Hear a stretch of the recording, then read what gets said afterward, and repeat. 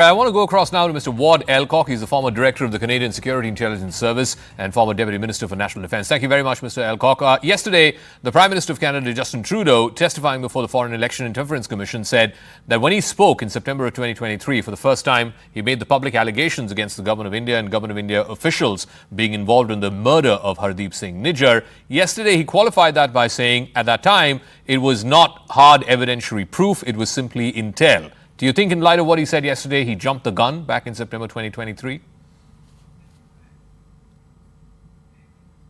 No, not at all. Frankly, the intelligence seemed pretty firm, and intelligence does allow governments to take decisions, even if sometimes it is not absolutely perfect.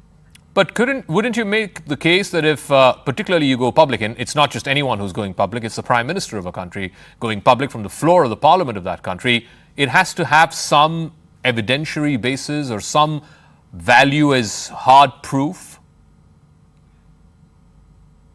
Depends on how good your intelligence is. If you have very solid intelligence, and in this case they appear to have believed that they did, and it seems to have been borne out, given the fact that the RCMP have now actually leveled charges on the basis of some of that original information, I think the government's actions are borne out as being entirely appropriate. Why would Trudeau then qualify that by saying what he said yesterday, that at that time it did not have hard evidentiary value, it was just intel? At the time they said it was intelligence. At the time they didn't say it was evidence. They said it was intelligence. What has changed now? That hasn't changed. Yeah, exactly. That hasn't changed and it hasn't changed in the last 1 year either, because the Government of India even today is saying that in the last 1 year, they have not got any proof from the Canadian side. Well, the Government of India is saying that it doesn't have any proof. There was a meeting in Singapore at which some evidence was offered to the Government of India. That doesn't appear to be sufficient for the Government of India. However, the RCMP is now embarked on 20 or 30 charges. So there will, in fact, be prosecutions, and there will, in fact, be evidence brought forward, some of which will almost certainly suggest that there were links with Indian diplomats in Canada. Let's talk about the Nijjar killing. The 4 individuals have been arrested in connection with that. The trial has not even started. No documents have been produced in court, which, as you say, would be evidence, and that evidence should be sufficient enough to stand in a court of law. The trial's not even begun. It's been over a year since Mr. Trudeau made those allegations. So why, if the Canadians have the evidence, is it not being produced in a court of law?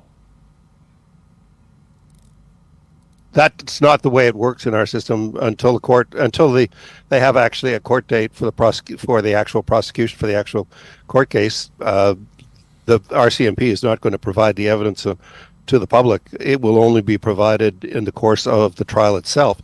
So until the trial actually starts, we won't see any of the evidence. Once the trial is started, we will begin to see evidence on a regular basis, I suspect. And particularly if one of the defendants or some of the defendants in that case or other cases flip, then we will probably get more evidence. But since May of this year, Mr. Elcock, this case has been adjourned 5 times. 4 out of those 5 times, it was the Crown Prosecution Services who asked for the adjournment. If they have the evidence, why are they asking for adjournments? That's neither here nor there, but that's not unusual in a criminal prosecution.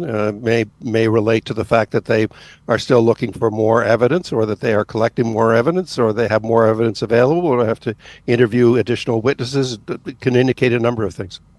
But it's not unusual. One of the things that the Government of India has repeatedly stressed is, if there is the evidence, it's not been produced in a court of law, and the Government of India, as you said, is unwilling to investigate this, why not make that public? Because that's not the way trials work. They may work that way in India, but in Canada they don't work that way. The evidence is produced at trial. To produce the evidence before the trial would endanger a conviction at the trial. But it's okay for the Prime Minister of a country to stand up in Parliament and make allegations, very serious allegations, against a fellow democracy. The reason... Pardon me, he originally stood up on the basis of intelligence. The comments that he's made since then basically are around the decision of the RCMP, not only to indicate that it has that is proceeding with charges, but also to proceed to, if you will, cut off the head of the snake, so to speak, and because the Indian government had refused to allow its diplomats to be interrogated, had refused to waive diplomatic immunity, the RCMP had moved to make public the information in order to reduce the threat to a number of Canadians. The RCMP and other police forces have already warned somewhere in the region of 11 or 12, 13 Canadians about threats to the security of their lives as a consequence of the investigations that the RCMPs have carried out. But Mr. Elcock, you seriously think that the Canadian police, if they had evidence, not intel, but evidence that can stand test in a court of law, which directly links diplomats, not just folks of the secret services or not folks of the intelligence services, but diplomats to this kind of espionage that the RCMP is talking about, that wouldn't have been made public or produced in a court of law already?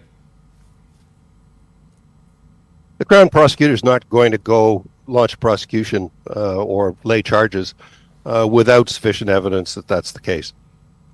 And in this case, the Crown Prosecutor, they have proceeded with charges. The trial has not yet gone ahead. I concede the point, but that's neither here nor there. Trials don't necessarily go ahead immediately.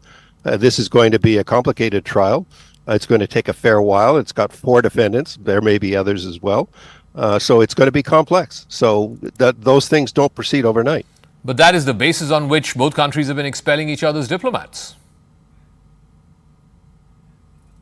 The Canadian government expelled the Indian diplomats on the basis that the Indian government had refused to waive their diplomatic immunity. Given the evidence that I assume the government had at that time, the government had no choice, the Indian government having refused to waive immunity, but to expel the diplomats. They were no longer acceptable in Canada. Well, that was because the said Indian diplomats were being added by the Canadian police as persons of interest in a murder investigation. Why would any country agree to that? Persons of interest can cover a multitude of sins. If they had enough information that they wanted to talk to them, whether they have enough information to provide clear links in the trial, time will tell. But they clearly had enough information to want to talk to the individuals in question. The fact that the Indian government refused to waive diplomatic immunity and allow the RCMP to talk to the individuals made it inevitable that they would be expelled. All right, final question. Let me turn the tables and ask you, if Canadian diplomats were accused here in India of, let's say, being persons of interest in a murder investigation, and the Indian government asked the Canadian government to waive off their diplomatic immunity, you think they would do that? I haven't the foggiest idea. I don't know. There would be a lot of pressure on the Canadian government to allow it if there were any indication that a Canadian had been involved. So it's impossible to tell ahead of time.